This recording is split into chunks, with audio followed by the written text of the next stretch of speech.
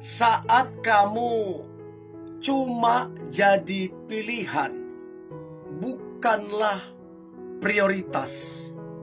Dan disitulah hal yang paling menyakitkan hati, hal yang paling menyedihkan hati. Kamu bukan prioritasnya, tapi kamu cuma pilihan saja. Dan jujur, ini sangat menyedihkan sebenarnya. Untuk itu coba cek, apakah kamu cuma pilihan, bukan prioritas. Saran saya, kalau kamu dapati kamu cuma pilihan bukan prioritas, mendingan kamu pikir-pikir ulang, ambil keputusan, karena itu akan melukai hatimu, akan mengecewakan hatimu. Oke, nanti coba cek. Kalau kamu temukan beberapa hal, kamu coba komen. Saya pengen tahu ya.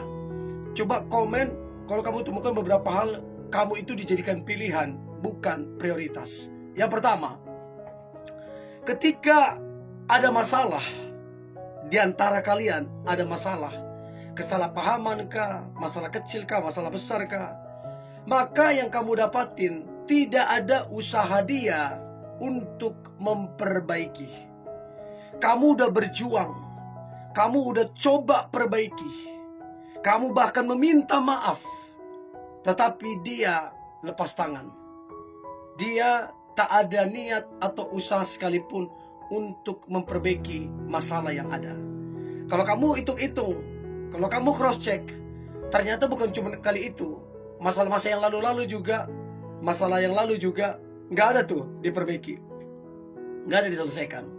Kenapa bisa demikian? Karena kamu bukan prioritas. Ibarat kata mau putus ya putus aja gitu loh. Ngeri kan? Ngeri banget. Yang kedua, selalu kamu yang mengalah. Coba kamu jujur. Coba jujur kamu. Pernah nggak dia mengalah sama kamu? Nggak pernah kan? Nggak pernah kan? Karena memang kamu bukan prioritas. Sekali lagi, ibarat kata mau putus pun putus aja, nggak terlalu penting bagi dia. Dan minta maaf, bagi dia hubungan kalian nggak ada nilainya. Karena kalau ada nilainya, dia perjuangkan. Dan minta maaf, bagi dia hubungan kalian nggak ada harganya. Kalau ada harganya, pasti dia perjuangkan. Namanya berharga. Nah sekarang ngapain kamu jalani hubungan yang bagi dia nggak ada nilai dan nggak ada harganya? Ngapain? Itu yang kedua. Yang ketiga, dia mendukungmu tapi seadanya saja. Ya, jadi ibaratnya udahlah. Oh ya udahlah. Nggak ada effort yang gimana, nggak ada. Ya ibaratnya urus sendiri aja. Apa yang bisa saya bantu? Ya udah. Padahal bisa saja dia melakukan lebih. Dan mungkin bukan cuman segitu, bahkan jauh lebih baik, lebih luar biasa dia bisa lakukan, dia bisa dukung. Dan kamu tahu dia punya kapasitas itu. Tapi lihat, dia mendukungmu seadanya saja. Makanya kalau kamu perhatikan, kamu berjuang tanpa dukungan dia. Dan dia kalau kamu perhatikan sama sekali sebenarnya gak care. Ya, itu yang ketiga. Yang keempat, dia hanya menghubungi kamu jika ada kepentingan saja. Jadi sebatas ada kepentingan dia, bukan kepentingan kamu. Sebatas ada kepentingan dia, baru hubungi kamu. Kalau nggak ada kepentingan dia, nggak ada hubungin kamu.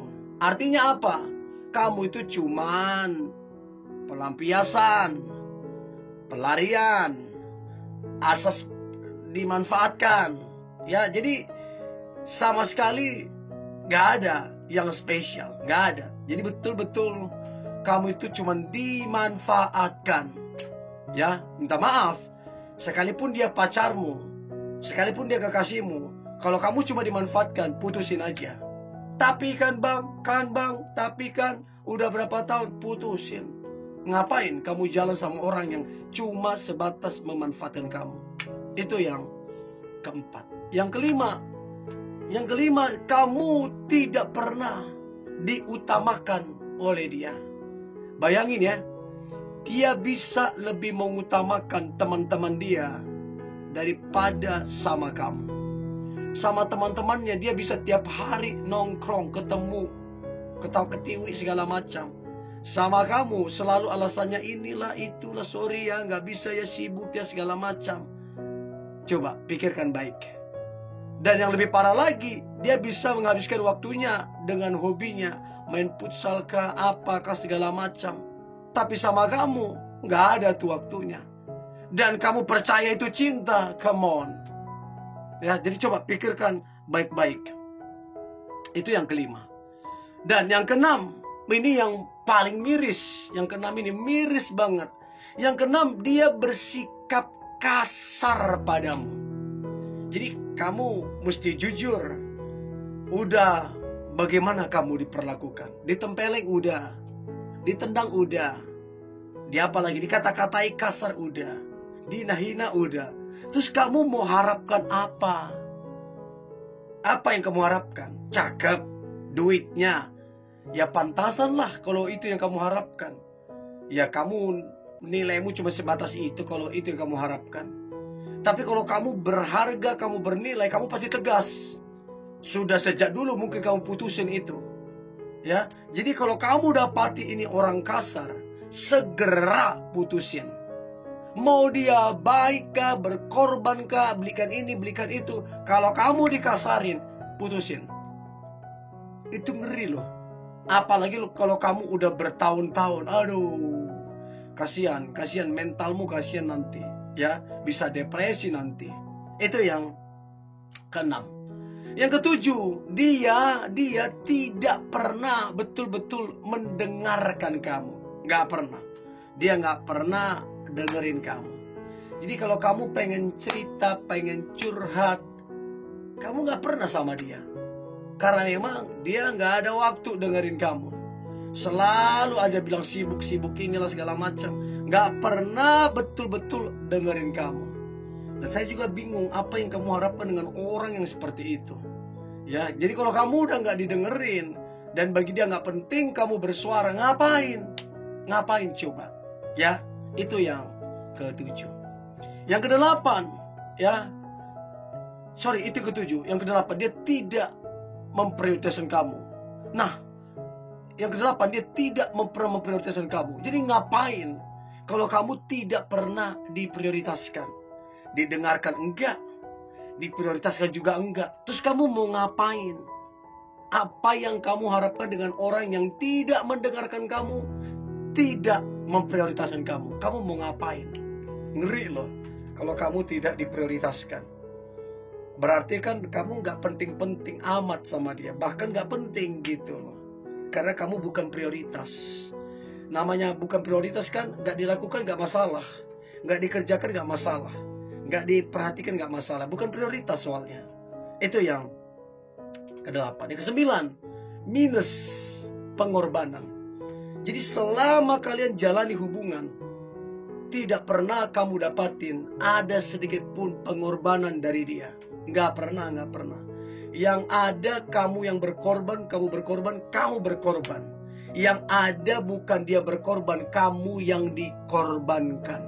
Ngeri gak? Ngeri banget. Saya gak tahu sudah berapa lama kamu jadi dimanfaatin dia. Ajas pemanfaatan begitu loh. Udah berapa lama kamu? I don't know. Tapi itu sangat jahat. Jahat banget ya. Itu kesembilan. Dan yang terakhir, tidak ada kejelasan.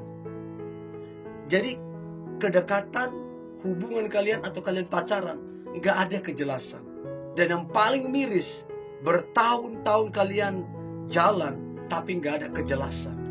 Yang ada kamu dimanfaatin, yang ada kamu dikasarin, yang ada kamu diporotin, yang ada kamu dikorbanin, tanpa ada kejelasan. Ngeri banget. Jadi saran saya, kamu mesti tegas, ingatkan dia, gak berubah, putusin aja. Itu jalan yang terbaik. Oke, nah coba kamu komen dari beberapa poin ini, yang mana yang kamu dapatin, yang mana yang kamu alami. Coba komen ya, saya pengen tahu. Oke, ini boleh saya bagikan, jangan lupa subscribe, like, comment, share, dan jangan lupa untuk tetap semangat. God bless you.